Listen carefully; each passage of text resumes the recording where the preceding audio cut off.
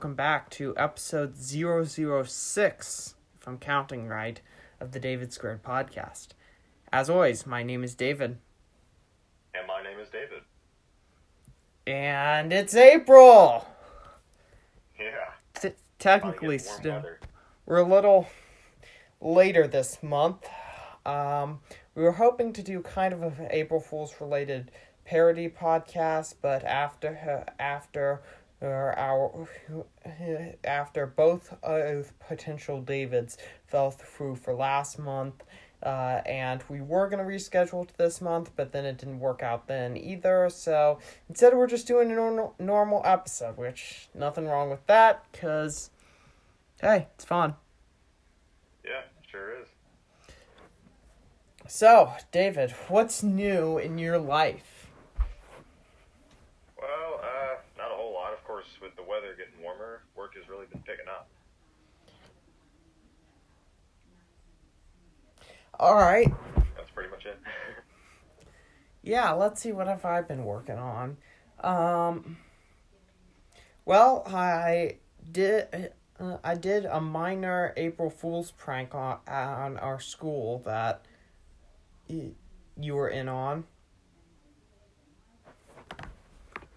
Sorry, my audio disconnected there for a second. It's been doing that. Yep, all good. Anyway, yeah, so I did a minor April Fool's prank that you may remember in our school. Yeah, that was pretty good. Yes. Pretty good. So, remember our episode where we briefly talked about clay and then went into David's much better topic on probability? Yeah, I admit that was kind of a weak topic. But I had clay on the mind, because I was actually working on crafting horrible little things I call infernals, and there were 100 of them. They look like screaming, tan, wide-eyed monster things. Vaguely human. And I hid 100 of them, well, technically 99, around the school.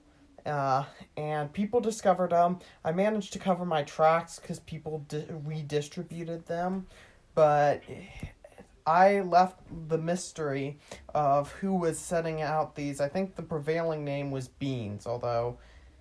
Beans. Yes, beans with faces on them, although other names have appeared. My favorite is the Meat Morphs.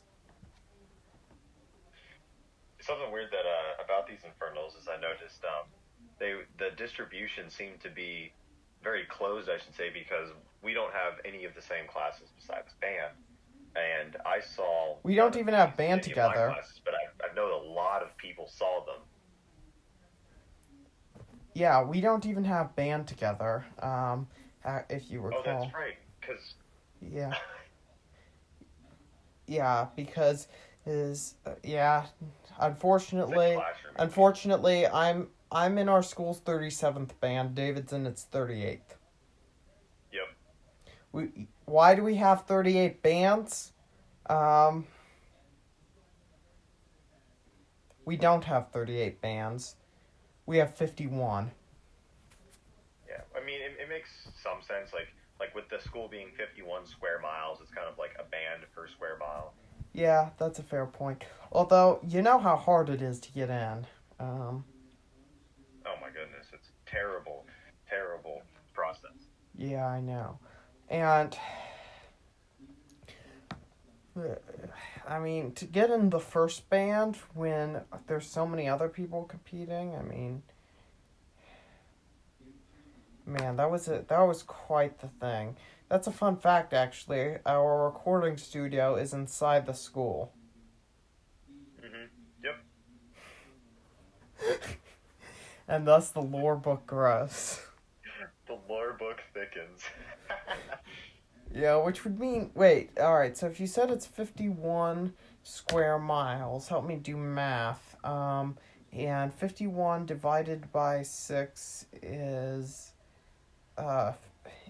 around...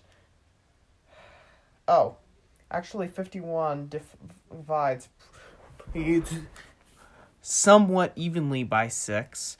Hicks, which means that it would be a 6 by 8.5 mile school to get to that 51 square miles, and our recording studio would be the 6 or make up the 6 miles of one stretch of it.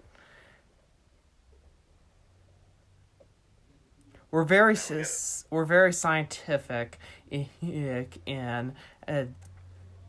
We're very scientific in the things we make up. Yeah, and it's completely logical and has no flaws. Completely logical. Yes, completely logical. Yeah, no. Our lore book. Yeah, our lore book. I've been working on my fantasy series. The Bleak House series, which, for the one person who's read it, you know who you are. You know who you are. Anyway, I'm on book 3. I'm working on book 3 of that. So.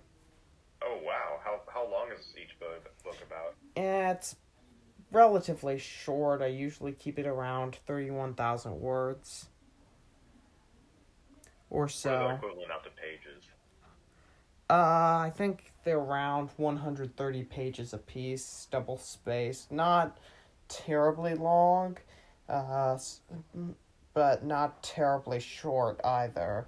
No, that's a good like afternoon or 2 afternoon read. Yeah, it's not like a full-length novel. It's the kind of thing you might say. It's sort of a quick young adult type novel, which, I think really works for the medium.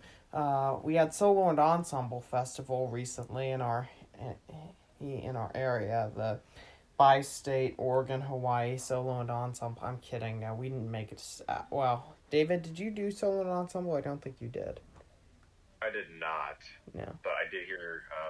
I know a lot of people in the band did. Yeah.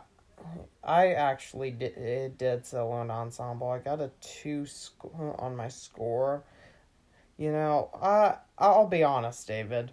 Since last summer, I've been trying to improve myself and take failures and criticism and make myself a better person because of it and really grow as an individual.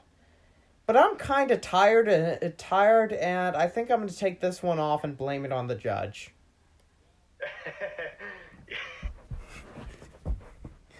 Yeah, of course, with it being a band competition, that's kind of what we always do. Hey, it works. We had a competition in my band, the 38th band. We had a competition, and of course we got a 2. I think we had 3 judges. 1 gave us a 1, and 2 gave us a 2. By the way, 1 is good. 2. Our glorious band director blamed it on the judges. Yes, 1 is good. By the way, 2 is our band also had a competition that went very well. But I mean, we're the 37th band, so This is totally ridiculous. Anyway. Oh, man. I love the show. Oh, we forgot to mention, we got in the paper, too. Yeah. Yes, our school did a paper about us, which is very hard to get into, seeing as there's a lot of stuff to cover in a 51 square mile school. Yeah, I know. Although, realistically, David, I'm pretty sure those people, those newspaper people are hungry for pretty much any scrap of news they can get. Although, I will say, I want to go into an aside here, but there's something else I want to say about the paper first, which is that pretty much half the page that we occupied was a microphone QR link. Like, it was a QR code that looked like a microphone, and it would take you to our channel. I would have given anything for that to have led to a Rickroll. Okay, I can get behind that as well. Like, I mean, we want the viewership as much as the next pair of podcasters both that bear the same name, but I mean, realistically, with our generation's like humor and stuff, trolling a bunch of people would probably have got a lot more attention than just a direct link to our Yeah, channel. which made me think. So, I don't know if I've told you about this idea. For next April Fool's Day, our school has a sign in, sign out system that makes use of QR codes. What if you taped some stuff taped over those QR codes with Rickrolls? Oh my goodness, that is genius. I know it is. I gotta do it next April Fools. Next time it rolls around, I'm doing that. And if you see this next year when we're fresh senior-mores, just know that I and maybe David are responsible for that. But Yeah. what was the aside I was gonna say? Oh yeah, school newspaper versus the school TV. I know that our here's the thing. Okay, we're grateful to be in the paper, right? Yep. We're getting large levels of publicity, but I gotta say, I feel bad for saying this. I think I like the Tiger TV better than the paper. I think it's a lot better if yeah. By the way, yes, the mascot of our school is the Tigers, like half the other schools in the country. I don't feel like that's giving away too much. No, that's not giving away much at all. But for sake of privacy, even though we've already given it away, how about we call our school's mascot the Turducken? The what? Oh, it's a weird. So, I believe the turducken is an idea for Thanksgiving, stuffing a chicken inside a duck inside a turkey as a meal. But also, what if it were an animal and it were the mascot of our school? That I'm trying to like imagine it running around at football games. That would be so cursed. Yeah. Of course, we could also say that our school mascot is the golden pig, but that's a pretty far-reaching joke. Yeah. You do get it, don't you? I don't think I get it. It's a what? A golden pig. Here, I feel like this is going a little step further for our the privacy, the insane amount of privacy, but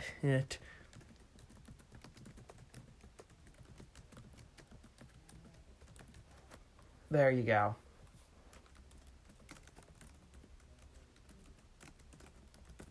The golden pig. Oh, that's right. I think turducken's better. I think the turducken is better. Alright, so Turducken TV. It just feels like that one. It just feels like Turducken TV is less, I don't know, controlled by the school. Like seems to have more independence and is a little more willing to get a little more rebellious. If you have you seen what they've done? Oh yeah, I mean I've seen like they'll talk to people in the halls and they'll start asking some questions. You're like, are they allowed to do this? Yeah, the funniest one was when they went around asking freshmen who their senior crushes were. Yeah, that was a pretty funny thing. And then with some of them, they set up dates between the seniors and the freshmen at the end of the episode. Which was awkward on a whole other level. But honestly, very amusing. Oh yeah, I mean, it's like you're cringing the whole time, but you also can't stop laughing. I know. I'm sorry, newspaper. Okay, we love you guys, but I gotta give the prize to Turducken TV. Now, David, should we start with how old cars are getting older or villains? Either or, I'm fine with whatever. I know it feels like you pick better topics than me, so I'm thinking of starting with mine of villains, and then ending with yours, so that we can end on a high note. I mean, the topic's a little bit like stupid, but it makes you think though. So Yeah, it is. Uh, I mean, when I say David picks better topics than me, first of all, I'm just saying typically those are the ones we go off on rants on. Not always, but a lot of the time. right. Anyway, go ahead, David. What do you mean by how old cars are getting older? No, we were starting with villains. Sorry, I'm an idiot. Oh, okay. Because we want to save the best for last. Hopefully, it's the best. We don't know it's going to be the best. So, villains. David, what is your favorite movie, TV, book, video game, even type villain? What's your favorite? No real life examples. That's rule number one. Oh man, this is a hard one because of course I really never read uh like I read a lot, but I don't like watch a lot of popular movies. But the reading part comes with like the big powerful villains in the way of like a dystopian like the like big bad governments or some sort like villains that have a lot of power. I don't know. You ever read? Speaking on dystopian. You ever read The Hunger Games? I know that's what all the kids read. Oh my gosh, I sound so idiotic there. I don't Go. know if I read it. I read something very similar called Insurgent. I feel like I've heard of it, but I've never read it. So please tell me what you think makes a good dystopian villain. A good dystopian villain, at least in the book, starts off being very subtle. So like when the book starts off or whatever, it'll be something like the characters going throughout their day, and you'll notice a few weird things, like they have to wake up and take a certain pill, or they have to wake up and do a certain thing. It's very small things, but then you'll start to see the more twisted side of the society and how the big bad is kind of twisting everything as the book or movie progresses. Shoot. Have you read The Giver? I did read The Giver. Okay, because I feel like they don't really have a villain there. We never really learn who's in charge. And also, that's a weird book, and I hear the sequels get even weirder. But, I mean, that's also the question of... the thing about a dystopian villain is they typically don't start off that important as a villain. Like they're the face of sort of the government, because most dystopias, I would say, have the big bad government. Right. They typically are the face of the government, but also we don't really see them, especially towards the beginning. Like, in the Hunger Games, as an example, I know you haven't read it, sorry, but in the first book, we meet the President Snow, who, at the very end of the first book, he seems to be sort of the face of this whole system, but we don't actually really see him as he's not as personal a villain as some villains are, if that makes sense. And Right. dystopian villains, typically they don't always develop their motivations hints very well. Sometimes they do, but it's less. They typically also don't contrast them with, or compare and contrast them with the protagonist as much as other type villains, especially in the superhero genre. He do a lot of villain hero contrasts and comparisons, although not exclusive to that genre. Typically, dystopian villains are in a lot of ways just the opposite of the heroes. Right. Um, I like your point about how they don't start off bad. A lot of the times in dystopian books, you'll notice how they kind of start off being like the good person, almost like this is the good, and then they slowly turn into the villain. really? because I haven't noticed that a lot in dystopian books. I've noticed they typically start with the bad guy on top.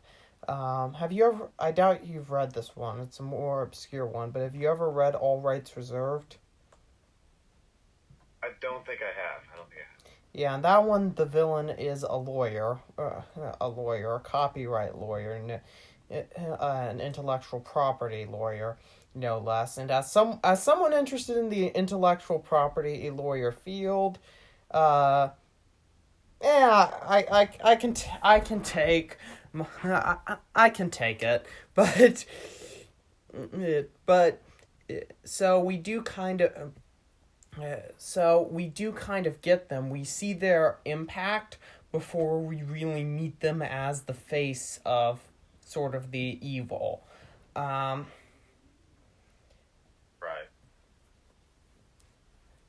So, what other types of villains are you? Media villains? Do you? Let's talk the sympathetic villain. How do you get into a sympathetic villain? What's a good example of a sympathetic villain? That's a tough one. I mean, yeah, it is. It is definitely hard. I think part of the trick of writing a good villain is it's easier than you think to redeem a villain, especially if you make him sympathetic. The goal is to sort of give reasoning and sympathy to why the villain is evil, but also not make them so good that they can be redeemed. Like, that they're throughout the whole... Sometimes it's alright to redeem a villain, but I think it's a lot more interesting when they have a solid, strong motivation and are sympathetic, but their goals are so contrary to the hero and the safety of society that there is no reasoning with them. They have to either be imprisoned or killed by the end of the story, or else things go to heck.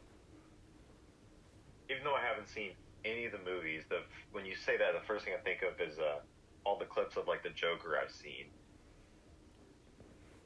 or like you'll hear like the backstory, and you'll kind of understand like, oh, this is why he's like a bad and a villain, but also you can't just like redeem. He can't be redeemed. He's kind of too bad. And that's the joke. See, I'm assuming you're referring to Heath Ledger's Joker, The Dark Knight. So, yes. Which, by the way, I will argue to no end that the Batman is better than the Dark Knight, despite the fact that Heath Ledger's Joker is better than the Riddler in that movie. But so I don't know if you know this. If you watch the movie, he tells the story of how he got his scars, and it's kind of sympathetic, but also messed up. And then he tells a different story. Another time, a wildly divergent one. And you find out pretty quickly that he keeps changing what his backstory is. Because to him, it doesn't matter how he got the way he is. Because part of the philosophy he pushes throughout the entire movie is that everyone is just one bad day away from ending up like him. So, to him, it doesn't matter how he got there. Okay, yeah. I got that. Tangent on Disney villains. Villains. Back in the 90s, when the Disney Renaissance was going on, they had all the best villain songs. I'm talking Be Prepared from The Lion King, Poor Unfortunate Souls from Little Mermaid. They had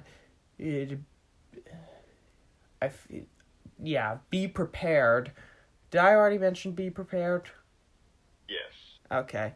They had Gaston, of course, from Beauty and the Beast. And then I feel like there was one other really good one that's just not coming to mind right now. Now from the 90s. Oh, there's there was also one that's lesser known, the Goofy movie. They actually have a song called On the Open Road for Goofy that functionally serves as a villain song, even if Goofy's not really a villain in that movie. And then in the 2000s, they had the Princess and the Frogs, Friends on the Other Side villain song. So villain songs obviously are awesome, right? Right. Because, I don't know, do you who have, like, a favorite villain song? I mean, really, the first one that comes is the one you mentioned with the Lion King of Be Prepared. Oh, yeah. That one's a good one. Certainly. Man. In Aladdin, there's a reprise of Prince Ali. It's where they use the same tune and ideas, but they rearrange the words that Jafar sings. It's honestly pretty good, even if it's really short. Man, I feel like, you know what I'm thinking of? I'm thinking of the 2000s one, Friends on the Other Side. Have you ever seen Princess and the Frog? I don't think I have. It's one of the best Disney movies, in my opinion. Then, in the 2010s, they had Mother Knows Best, which is one of the most forgettable villain songs they've ever done. And then they had Shiny, which Shiny's a good fun song. It's from Moana, but it's not given to the main villain, and it's also thematically different from every other song in the movie. It just sounds a lot different. So, and lately, the problem with what Disney and to some extent Pixar, but mainly Disney's been doing, is they've been creating movies that either don't have a real villain or have some villain that appears in a third act twist that just doesn't really work. I don't know. You can do a twist villain, I say, having done one in the first novel in my series, but I don't know. That made me think a little when you said like when they don't really have a functioning villain. Of course, a villain doesn't always have to act as like a character. Like, of course, a villain can be like a natural disaster or other things like that. Well, I think there's a difference. I think that's a threat. It's a conflict. It's an obstacle. And a villain is partially an antagonist that acts against the goals of a hero. And I think that the definition is a lot closer to that of antagonist functionally within a story than people give it credit for. A villain has that added idea of malice that the antagonist isn't necessary with the antagonist as much, but you do makes sense, yeah. You do point out the natural disaster, and I think the villain of the movie Mulan is, I forget what his name is. He's not really a villain. He barely has any dialogue. He's just more of a force, an obstacle to be fought with. He's not really even a character. He's just sort of a one-dimensional threat, and which is fine. It serves the role of the story because it's really not quite the main conflict of the story, and it just adds pressure. That's an interesting thing a villain can do, is if your conflict is more personal with your protagonist, instead of a villain being a character, the direct opposite of your character, or like acting against your character, the villain adds pressure to an unstable situation that causes the hero to kind of work out their problems. Right, I gotcha. Anyway, so how are cars getting older and older? So, this was something I thought about just randomly a few weeks ago, and it's kind of just been sticking with me. So picture school now. So if you don't know, I drive a 1979. My car or my truck is, what is that, like 40 years old. Okay. And I was thinking,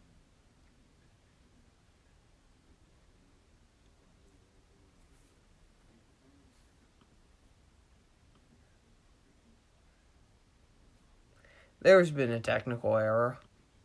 Hello? David? It's not uncommon to see someone pull up. David? I Yes. kind of disconnected there. I didn't hear anything past your car is from 1974. Your truck is. Sorry. Okay. All right, that's fine. So my truck's from 1979, which makes it 40 years old. Oh, And okay. I was thinking, no one in 1960 is driving a car from the 20s. Like, it's very common to see someone pull up to school with a Honda Civic from like 2001 or something, a car that's 20 years old. But no one in the 60s is also not driving a car from the 40s. It's kind of seeming like the new cars are just starting to last longer and longer. But Dave, do you drive yet? I do not drive. For those of you unaware, I did skip a grade. I don't talk about it that much, but I am actually a year-ish younger than David. So I'm only. So I don't drive yet. I'm probably going to learn to drive this summer. We're also kind of revealing our ages-ish here, but yeah, I'm probably going to learn to drive this summer, but no, I don't drive yet. But I think it's interesting, your topic, because I think it's connected to something. So you always hear about, my parents are always talking about how everyone, back when they were younger, people were always talking about the 60s nostalgia, it's like the phrase of okay boomer, where that comes from, where generally ex-geners don't like how people are always dragging up 60s nostalgia, and did that in the 80s when they were generally teenagers. Both of my parents were teenagers throughout in the 80s. But we live in a world, but 1960 was 1960, the beginning of the 60s was around 20 years before 1980. Okay?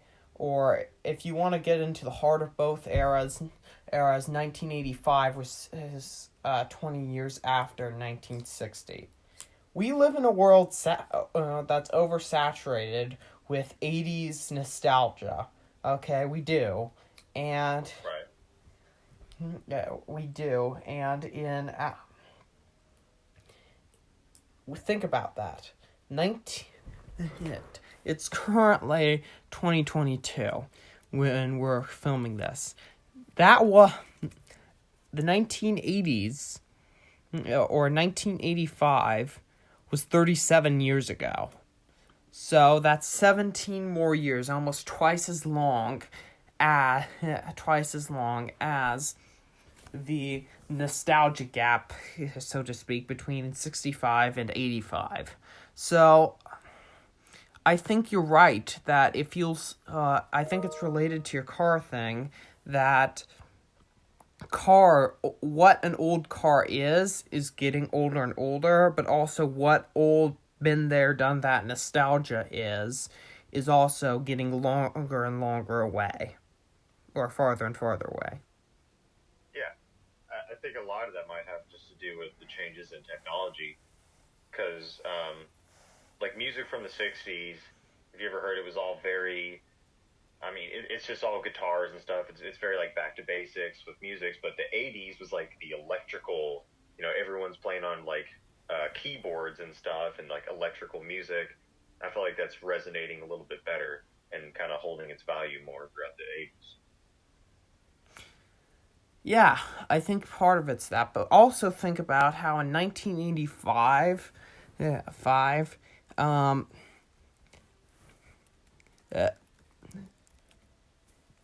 37 years before 1985 was 1948. No one to the best of my knowledge, was really dredging up 40s nostalgia in the 1980s. I'm sure it happened. Now, granted, there's some stuff in the 1940s that happened that's not great, but I still think the point stands. And part of it also, I think, is preservation technology is getting better. Like the 1940s. So, David, can you hear me real quick? Yes, I can. Okay, got it. Just making sure. We've been having audio problems. The 1940s, the old sitcoms from there, the first few sitcoms, you can hardly get them anymore. A couple of them still exist, but most of the tapes have just gone away and been lost to history. So I think part of it is that the farther you go in history, the easier it has been to preserve various things in media. That's also very true with cars. So by about like the 70s and 80s, sort of, was kind of the time when everything started to be standardized. Everything was carbureted. Everything had this sort of injection system. It was all very simple, and there were like 5 major car brands that kind of ruled everything. But yeah, you go back to the 20s and the 40s and stuff, and there were tons of car brands. All of them did a very different thing. Quick question. It's very hard to preserve them when there's no parts. A quick question. I don't know a lot about cars. What were those 5 major brands? Probably about in the 80s and stuff, it was probably Ford, Dodge, Chevy, GMC, which a lot of those are rolled into the same, Cadillac. Yeah, so probably about the big ones. Yeah, sorry. I don't know you much about cars, to be honest. So, it's not a lot of, in my area of expertise. Do you think that sort of the culture around cars has sort of gotten that longer view out sort of thing? I don't know how to describe it. Yeah, I'd say so. Back in the 80s, when people thought of a really nice car, they were like, "Oh, I can't wait to get the brand new this or that." All the car community was like fiending for the next brand new release of the Corvette or something. But now, what's popular in cars, like cars from the 90s and 2000s, people just love those cars. No one really cares about what the new Honda Civic looks like. They want a 92 Civic wagons and stuff like that. That's a fair point. So you're saying that nostalgia is beginning to override novelty? Yes, I think that's it. Yeah, honestly, first of all, I'm kind of ready for 90s nostalgia to dominate our culture. Personally, like I think I'll enjoy the 90s part 2 more than I've enjoyed the 80s part 2. 90s part 2. Love that. Which raises the question: when will people have nostalgia for the 2010s and 2020s? And that begs the question of, will people be saturated with that 80s culture when we're nostalgic for the 10s and 20s? And that also raises the question, will there be sort of the culture cycle where, because every decade is dominated by the nostalgia of another decade, I mean, Christmas has already been, always been like this, where Christmas is based on old nostalgia that then creates new nostalgia for the old nostalgia, creating this nostalgia chain. But do you think the decades will do this, where there's about a cycle, cycle of 3 different decades, because say this isn't accurate at all, most likely, but like the 2000s are dominated by 70s nostalgia, would be dominated by 70s nostalgia, so when the 2000s nostalgia rolls around, it's also mirroring the 70s and 2000s, and then the 2010s, the 80s, and I guess 2020s, the 90s.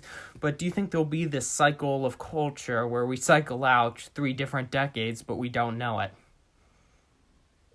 Well, yeah, I think that cycle might continue, but what I'm wondering is one, how it might change, because like we're talking about how things are becoming easier to preserve and stuff. Mm-hmm. Will the cycle start dragging out? So instead of maybe like the nostalgia for something lasting for like only 10 years through 1 decade, maybe it'll go for 1.5 decades or so on and so forth, and just keep dragging really far back until there's a major reset, maybe. Yeah, and that also raises the question. So people tend to have a closer. People tend to think society is moving faster now. I kind of disagree, but from our point of view in history, that also makes sense.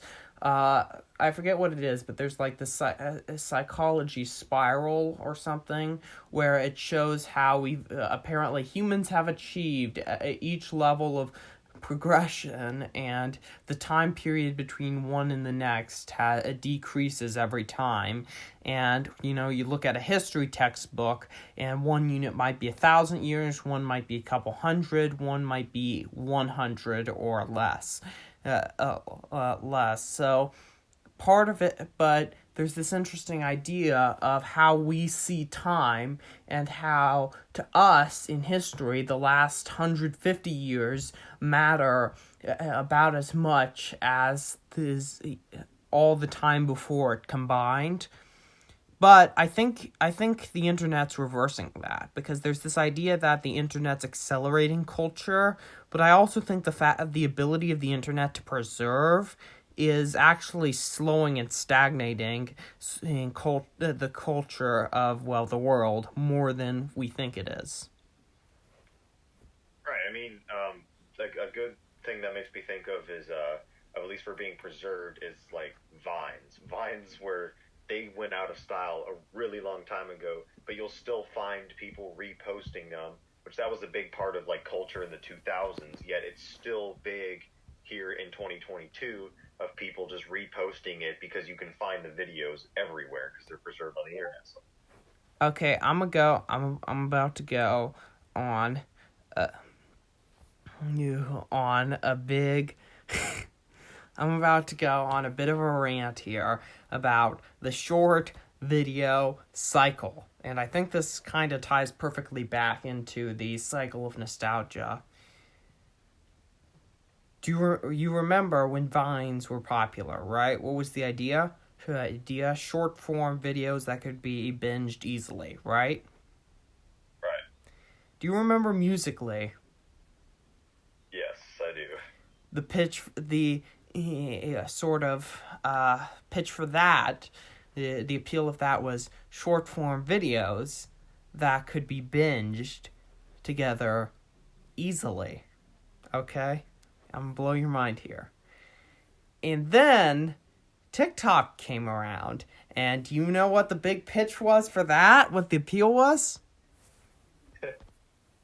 Short form videos that could be binged easily. This is not new. This will continue to be reinvented over the next 10 years. Mark my words. Over the next 10 years, we are going to see at least 2 more brand new apps everyone's on with that same what's the word? The same purpose, with that same idea. Well, that made me quickly think of, you said there might be 2 new big ones, but I'm thinking that there might not be, just because of how big TikTok is now. It's kind of like you can't really do anything to take them down. I mean, unless something catastrophic happens, they can't really just go away. Yeah, I know. I mean, taking down TikTok now would be like taking down Blockbuster Video. That makes a lot of See, sense. that's the thing. What we think is indestructible, I don't think is as indestructible as we think it is. You know, what we think is going to be part of. I mean, like you said, vines never really went away. They just scoured to different corners of the internet. And You know, yet, that blockbuster. what'd you say? That blockbuster thing made me quickly think of how cable TV is kind of becoming the same way. If it's, you know, there's no way nothing can replace this, yet it's starting to go away. Yeah, for streaming. Man, remember the day when if you were trying to stream something, the question you always asked was, is it on Netflix or Amazon?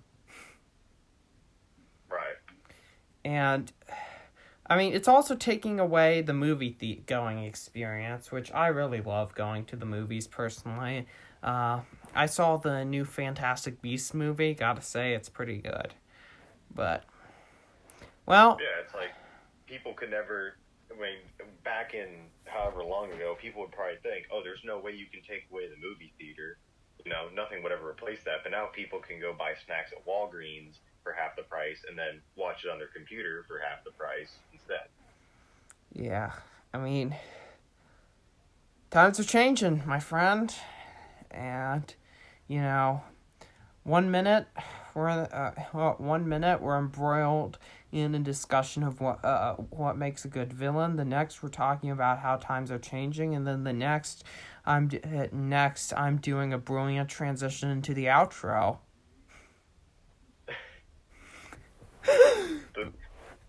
But yeah, we are out of the very rigidly defined time frame that we've set for ourselves that we never deviate from, ever. No, we deviate all the time. But yeah, so we're out of time. That's definitely how we're going to do it. But until next time, this has been episode 006 of the David Squared Podcast. My name's David. And my name is David. And you want to do it, or should I? Ooh, I think I might want to give it a try. All right, let her rip. All right. Here it goes. Insert catchphrase here. Yeah.